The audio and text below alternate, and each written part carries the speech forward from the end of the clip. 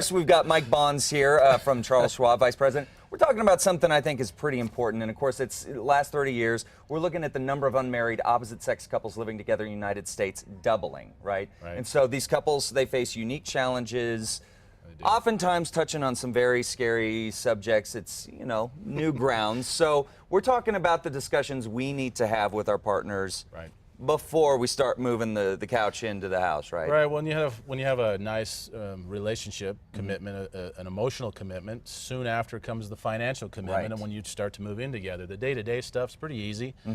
But when time goes on and that relationship starts to develop, if you don't get married, and that's just a choice that you make, then you start to look at life insurance, buying a home, estate planning, retirement planning. I know those aren't on your radar when you're 22 years old, but there are things that you have to consider if that's the direction you want to take the relationship. Right. And so what are some of the things you think that folks need to know before they move in together?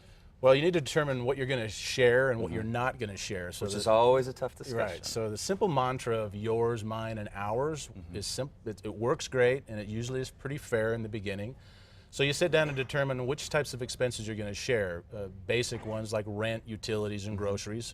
You're going to kind of keep some of those things to yourself. Some of the things you're going to take care of on your own, like cell phone bills, car payments, gym memberships. You always want to keep your own savings, your own checking, your own credit cards. But you do want to have some shared accounts for shared expenses, and a savings account possibly for times when you're going to travel together. Where the sticky part comes is when you start buying items, big ticket items like TVs, entertainment centers, furniture. Things that you may not think about when you first move in together. You could share those expenses, but it could get a little sticky if the relationship doesn't work out. So, which I got to admit, I've been there before. I've been on the wrong side of that track. So you may want to just have one person buy one thing, another person buy another. You get to share them, but if you do end up going south, a relationship, you can split those things quite easily. So those are just some things to try to keep in mind. Okay. Now, so this is what we do. Hopefully the relationship doesn't go south. To prevent it, what are some of the issues that cause the sort of splitting and the disintegration of a relationship? Well, you got the big ticket things, eventually you're going to want to start to invest, right? And you're going to want to buy a home, for instance. And this is where you really got to be smart about the way you're doing things. Because if one of the duo buys the house and the other person's not involved, if it doesn't work out, and one person's going to be out in the cold. But if both of you contribute to buying or even investing in anything, both of you should be on the title of that particular piece of property. The key there is determining whether it's going to be a joint with rights of survivorship or community property. And that is something you really want to talk to a financial professional about or attorney, because it really depends on the state you live in and the rules and laws that govern the state. So other things would be taxes. You don't have the privilege of filing joint tax returns like you do when you're married.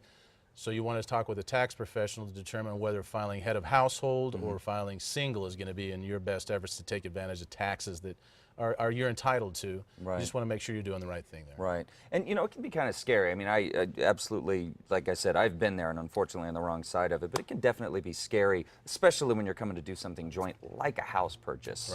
So what are some of the other financial issues that unmarried couples need to consider? Well, one of the big things, and that's at the forefront of most people's mind, is health care.